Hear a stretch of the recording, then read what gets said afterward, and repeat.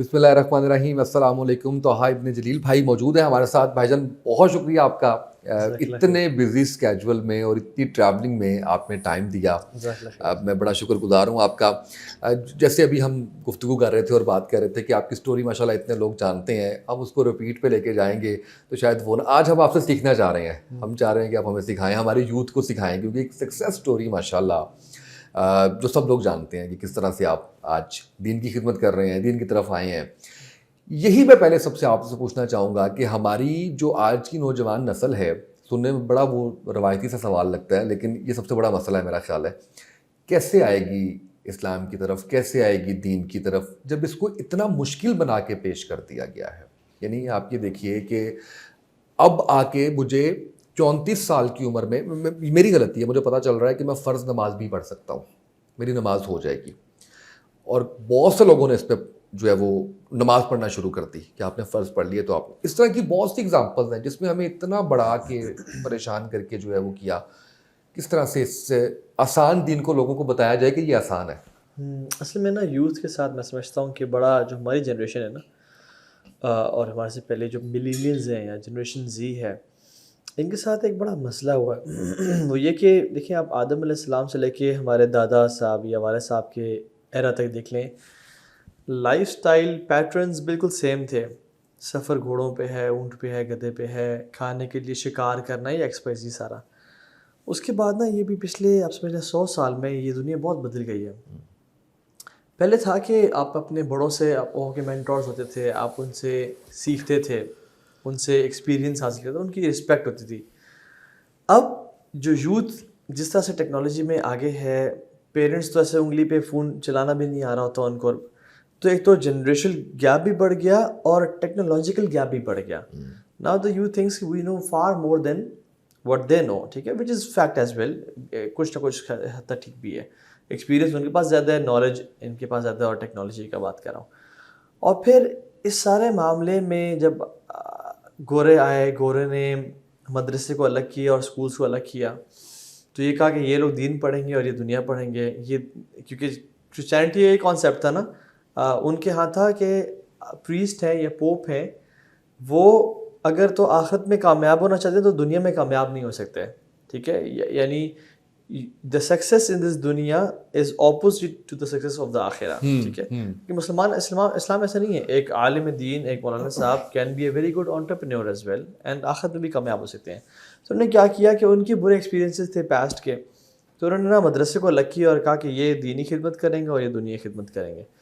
और हुआ ये कि फिर कॉलोनियलाइजेशन की ममालिक लाइनें खींच के कहा कि तो अपने आप को आइडेंटिफाई करो इन नामों से, ठीक है। तो हर बंदा अपनी कौम, अपने मुल्क के बारे में बड़ा पैशनेट होता है। जो गोरे ने खींची है तो कहते हैं कि अपने आप को इन नामों से आइडेंटिफाई करो।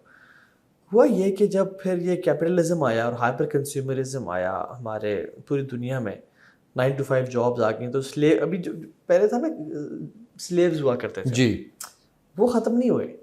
अब कॉर्पोरेट स्लेवरी आ गई है, ठीक है। अब पहले हथकंडियाँ वगैरह थे, अब जो है ना ये फ़ोन्स आ गए हैं, तो वो चल रही है। स्लेवरी की फॉर्म बदल गई है। अब थोड़ी सी एडवांस फॉर्म है कि लोग जानबूझ के स्लेव बनना चाहते हैं, ठीक है। लोग जानबूझ के बिजी होना चाहते हैं। तो 9 to 5 लोगों ने कमाना शुरू कर दिया और बच्चों को भेज दिया तालीम के लिए स्कूल्स में। पेरेंट्स एक्सपेक्ट कर रहे थे कि स्कूल तरबियत भी करेगा। स्कूल ने कहा कि हमारा काम तो chemistry, math, bio, finance, algebra, geometry पढ़ाना है, तरबियत का हमारा नहीं है। तो जब यूथ है ना ये वाली, ये एक डायलेमा का शिकार हो गए बेसिकली। उनको मेंटर्स नहीं मिले। ये बहुत बड़ा डायलेमा है। Humans follow herd mentality and sheep mentality, ठीक है। We tend to have role models. हम रोल मॉडलिंग पे चलते हैं, हमसे बड़ा हम कुछ सीखें। मेंटर्स हमारे लिए बड़े इंपॉर्टेंट होते हैं। जब यूथ को रोल मॉडल्स नहीं मिले तो फिर उन्होंने हॉलीवुड, बॉलीवुड उनको मिला, अपने सीनियर्स को रोल मॉडल बना लिया। सीनियर्स ही गाइड कर रहे होते हैं कि जब तू बालग होगा तो क्या करेगा, ठीक है। पेरेंट्स ने तो गाइड करने छोड़ दिया, हालांकि पहले काम पेरेंट्स का था। तो वो दोस्त बताएं, अच्छा तू ऐसे, तेरे साथ ये होगा, तेरे साथ ये होगा, और वो उल्टी सीधी जो है ना, वो कभी किसी को पॉर्न एडिक्शन पे लगा दिया, कभी मास्टरबेशन पे किसी को लगा दिया। इस तरह के हालात अनफॉर्चुनेटली हो गए। तो मैं समझता हूँ कि ये जो तबाही है ये बहुत अरसे की है, और इसकी जो इस्लाह है वो आई थिंक बिल्डिंग टूटते हुए तो 1 मिनट लगता है, लेकिन बनते हुए टाइम लगता है। तो जनरेशन्स की चेंज के लिए भी टाइम लगता है। جیسے صلاح الدین ایوبی رحمہ اللہ نے جب آئے 10,000 قرآن انسٹیٹیوٹس بنائے اور ان کے بعد 10 سال انتظار کیا اور پھر ان کو لوگوں کو ٹرین کیا، اور پھر جب وہ دابق اور اماک کی پہاڑیوں پہ گئے اور اعلان کیا کہ اللہ کے نبی کے دین کی کون مدد کرے گا، پھر 2,30,000 سولجرز نکلے. اور کمال اتاتورک نے اس کی ایگزیکٹلی وہی کام کیا، اسکولز لبرل کر دیے، سیکولر کر دیے تاکہ قوم کو برباد کر دیا. تو when our schools become secular and liberal, our countries become secular and liberal. تو یہ بڑا ٹائم لگا ہے ان چیزوں کو. میں سمجھتا ہوں کہ ان کو واپس لانے کے لیے بھی تھوڑا ٹائم چاہیے ہوگا. ہم ان سے ایکسپیکٹ نہیں کر سکتے کہ 1-2 لیکچرز ان کو سنا کے کوئی امام بخاری بن جائیں گے. یہ ہمیں تھوڑا سا ان سے رحم کے ساتھ چلنا ہوگا.